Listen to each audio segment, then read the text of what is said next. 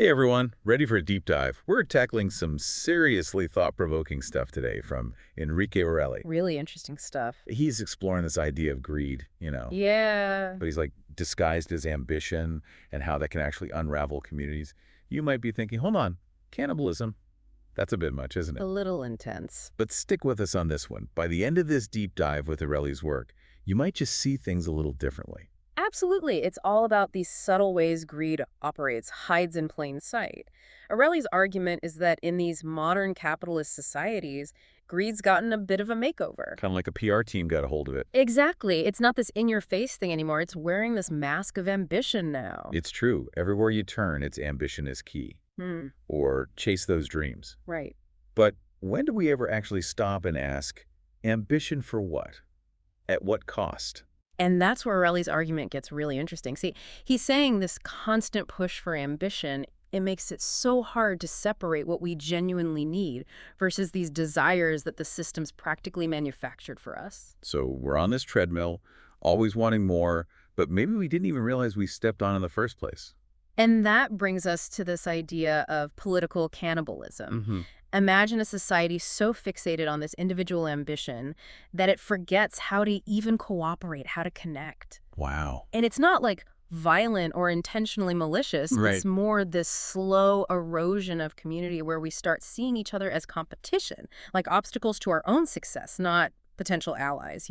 So instead of everyone working together as a free-for-all, everyone out for themselves. Yeah, that sounds pretty toxic. Exactly. And this feeds right into another key idea from Aureli, envy. Oh, I see it. Think about it. Everyone's striving for more status, more things, more recognition. It's a breeding ground for comparison. Suddenly it's not enough to be content. You're measuring yourself against everyone else.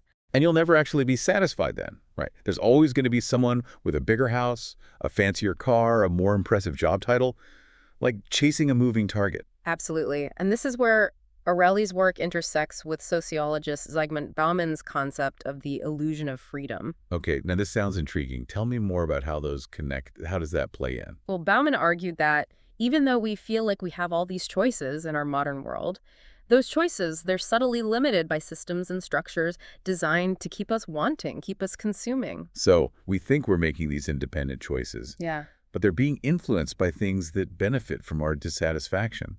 Makes you think about stuff like advertising, those algorithms that seem to know exactly what to show you to get you to click to buy. Is that kind of what he was getting at? You got it.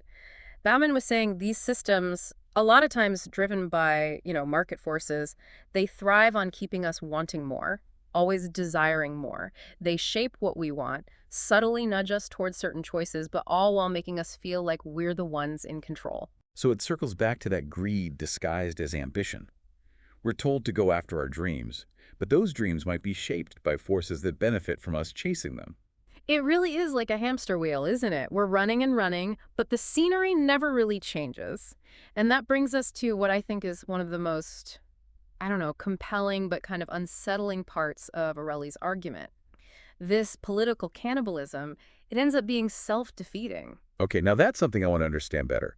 How can a system that's all about pushing individual ambition end up undermining itself? Seems counterintuitive. Well, think of it this way. If everyone's always competing, seeing each other as obstacles instead of collaborators, what does that do to our sense of community? How can you build trust, have empathy, find a shared purpose in that kind of environment? That's a good point. It's like, if you're so busy trying to get ahead, who's there to help if you fall? Or even just to celebrate your wins without feeling, a bit envious. It creates this isolation, even with people all around.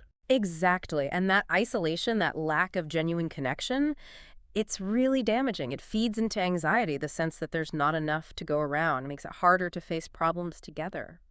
So if this cannibalistic system, it can't last, what's the alternative?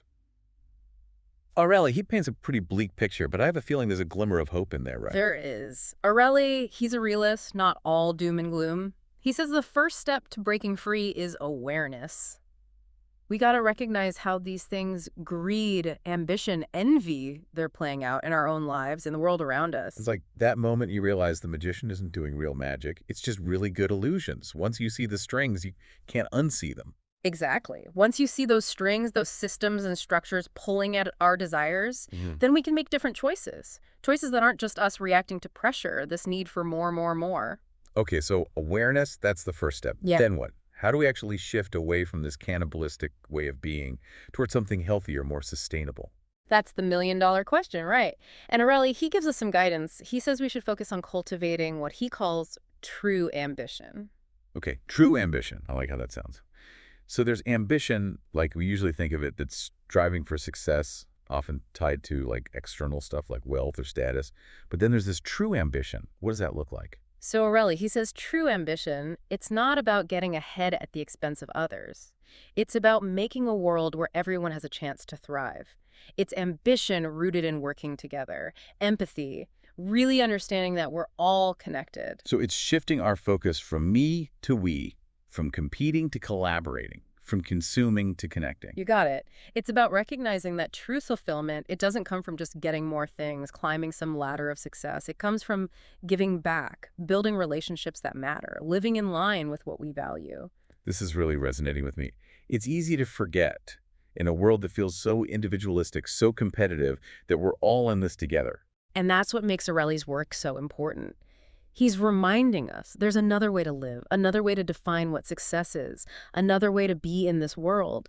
And it starts by questioning the stories we've been told and taking back our power to choose something different.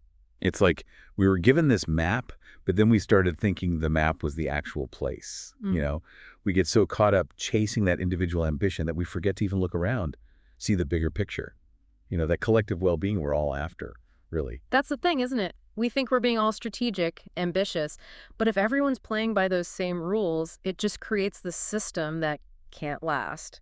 Like a game everyone's trying to win, but it's rigged so everyone loses in the end. So how do we actually change the game? It feels kind of overwhelming. Where do you even start to shift away from that me-first mentality to something more, I don't know, cooperative, something that actually builds community? Well, Aureli suggests, he says, we start by asking ourselves some hard questions, get a little introspective. Like, what if instead of always chasing after more, we actually stopped and thought about what's really important to us? What if instead of measuring success by those external things, how much money you have, what your job title is, we focused on building those inner qualities, compassion, generosity, finding a real sense of purpose. So it's about redefining what it means to be ambitious, huh? Not just for ourselves, but for everyone. Kind of reminds me of that quote. I can't remember who said it exactly, but it was something like, the best way to predict the future is to create it. That's exactly the kind of shift Aureli wants us to make. He's saying we're not just along for the ride in this whole ambition and consumption game. We can choose differently, make a different kind of future, one that's built on working together, having empathy, really respecting our shared humanity. This has been, I don't know, eye-openings of the words. Give me a lot to think about, not just for my own life, the choices I make, but how I interact with everything around me. It's been great exploring all this with you. Hopefully, our listeners will feel empowered to question the narratives they've been given, figure out what ambition really means to them, and remember that real fulfillment, it comes from connecting with each other, making the world a better place together. Beautifully said. And to everyone listening, we hope this deep dive sparks some new ideas for you, got you thinking about ambition, greed, and the power of community in a whole new light. Until next time, keep asking those tough questions, keep looking for those different perspectives, and keep diving deep.